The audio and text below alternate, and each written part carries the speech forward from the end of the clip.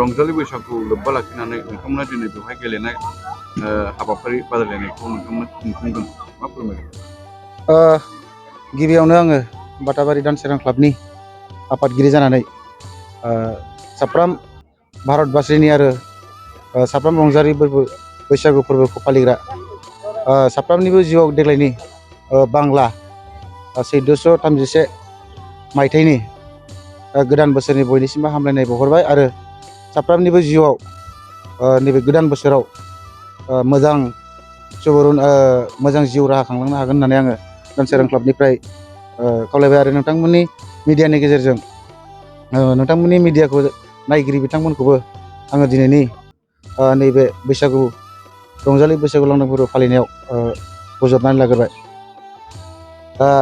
बिनि जोंनि दानसोरां क्लाबनि रंजालि बैसागु फोरबो देग्लायजों थामथि रंजालि बैसागु फोरबो फालिनायाव जोंनि गुबै उद्देশ্যआनो जाबाय जोङो मोनसे फोरबोखौ लाखिनायाव जेरै हिन्दु खृष्टान बायदि बायदि धर्मआबो जेरैबायदि फालियो जोंबो माबा हिसाबै हिन्दु धर्मआव जेरैबायदि फालिलाङो बेयाव जोङो बिहु रंजालि बैसागु फोरबो देग्लायजों थामथि फोरबो फालिबाय।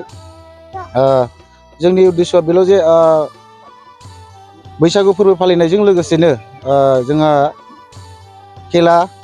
खेला गेलेनाय दुरुं बोनाय आरो मोसानाय बादायलायनाय नैबेखिनिखौ जोङो बाहागो लादों आरो बे बाहागो लानाया जाहाथे माने अराय सम जोंनि हारिमु आरो गेलेनाय आयदा गासैखौबो जोङो दिनै एसे गाबोन एसे थुलुंगाखां होनो हायो आरो दानसोरां क्लाबखौ जोङो गोजौ फारसे लांनो हायो। आं बेखिनिखौ बुंबाय। गुबैयै मा खेलाफोरखौ होनाय जायो? गुबैयै जोङो खेलायै जोङो फार्स्टआव जोङो ओरैनो जों बोराय हान्जानि माराथन खारनायखौथ' होनजाला ओरैनो जों फिल्डखौ 3 राउन्ड जों गिदिंहोदों बे आरो जों सेकेन्ड खेलायाव जोङो जोङो उन्दै गथ'साफोरनि जोङो बेखौ मा होनो बिस्कुट मिउजिक माने बिस्कुटखौ अरखांनानै खारनाय नैबे आरो जोङो हौवासाफोरनि जोङो दुरुं बोनाय लादों बोराय सेंग्रा आरो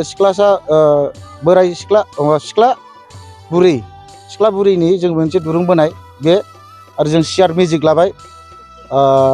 बिनिफ्राय जोङो दै बोरि मोनसे लादों खेला बिनि फिसा जोङो प्राइज बुरजा होनो हायाखैबाबो एसे जोंनि दानसोरां क्लाबनिफ्राय जे होनो हानाय आरो बे केपासिटिखौ जों खालामबाय आरो नै दा जोङो माबा दै बोरि बे गेलेनाय खेलाया बेखिनि आरो जों मोसानाय बादायलायनाय दंबावो।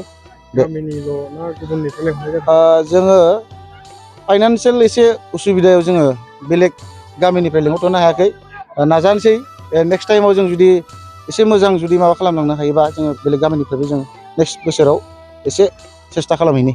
बैसागु फोरबो मानिनायाव नोंथांमोना बयनिबो न'खराव थांनानै दोरोङारि मोसानाय हाबाफारि लादों।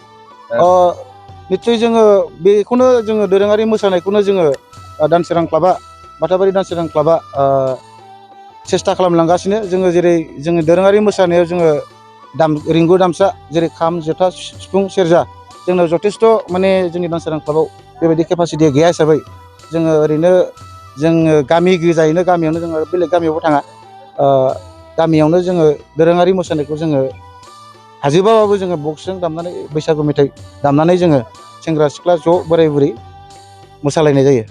नोंथाङा सासे क्लाबनि दैदेनगिरि जानानै बैसागु फोरबोखौ माबायदि फालिनांगौ होननानै नोंथाङा सानो? आङो दानसोरां क्लाबनि सासे दैदेनगिरि जानानै आङो साफ्रोमबो बर' हारियाव माहारिफोरखौ दानसोरां क्लाबनिफ्राय आङो खुंनायाव ओरैबायदि बैसागु खुंनाय जाहाथे माने एसे दानसोरां क्लाबाव जेरैबायदि खुंदों बेलेग सोरबायाबो एसे माने खुंलाङोबा आरो दोरोङारि मोसानायफोरखौ दिन्थिफुंलांनो हायोबा निस्सय बर' हारिनि दोरोङारि मोसानाया गोजौ फारसे आरो दावगालांबावगोन आं बेखौ मिजिंथियो। माने गोबां रायजो राजाफ्रा लाइमोनफोरा बा बोराइ बेन्थ' गासैबो माने माखासे बांसिन लोंनाय जानायजों बांसिन बैसागुखौ फालिनायखौ जों नुनो मोननाय जायो। नाथाय दानि समाव लोंनाय जानायखौ नागारनानै ओरैनो फालिनो थाखाय माबायदि खावलायगोन नोंथां? बेयो मोनसे जोबोद सोंनाया मोजां। बांसिन जोंनियाव लोंनाय जानायजों बैसागु फोरबोखौ फालिनो थाङो आं बेयाव मोनसेल' खावलायनो सानो जे जोङो बैसागु फोरबो होननाय लोगो लोगो जोङो गोदोनिफ्रायनो एसे एसे सोलिबोनाय हिसाबै माने जथेस्थ' बुरजा नङाबाबो लानायाव एसे लोंनाय जानायफोराव एसे खम खालामनानै गावनि दोरोङारि मोसानायखौ बांसिनै दिन्थिलांनो हायोबा गोजौ फारसे दावगासिनगोन होननानै आं सानो। गोजोनथाव खौरां बाजाज बाइक लानो गोसो गुदुं सुबुंफोरनि थाखाय गोजोनथाव खौरां। क'क्राझार सहराव थानाय दावहारु अट' एजेन्सिया 27 मार्चनिफ्राय 30 एप्रिलसिम बिहु एन्ड ईद धामाका अफार आरो एक्सचेन्ज मेलानि गोबां खाबुफोर होगासिनो दं। दावहारु अट' एजेन्सिनिफ्राय बायगिरि बिथांमोना 7,999 राङावनो लवेस्ट डाउन पेमेन्ट होनानै बाजाज बाइक लानो हागोन। दावहारु अट' एजेन्सि श'रुमजों लोगोसे कारिगाव फेस्टिभ आउटलेट आरो दतमा फेस्टिभ आउटलेट आरो भटगाव फेस्टिभ आउटलेट ब्रान्च श'रुमाव होबाय थानाय बिहु एन्ड ईद धामाका अफार आरो एक्सचेन्ज मेलायाव फैनानै नोंथांनि लुबैनाय बाजाजनि बाइकखौ लांफैनो हागोन।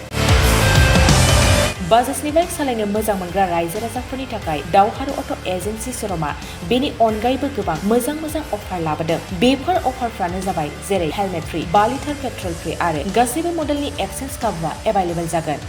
आरोबाव गुबुन मोनसे मोजां खाबुआ जादों 500 रां होग्रोनानै गोसोबादि बाइकखौ नोंथाङा आवगायना दोननो हागोन। गोबां बाथ्रा मिथिबावनो थाखाय 600039878822018193 जानबुं नाम्बारनि गेजेरजों खौरां लाहरनो हागोन।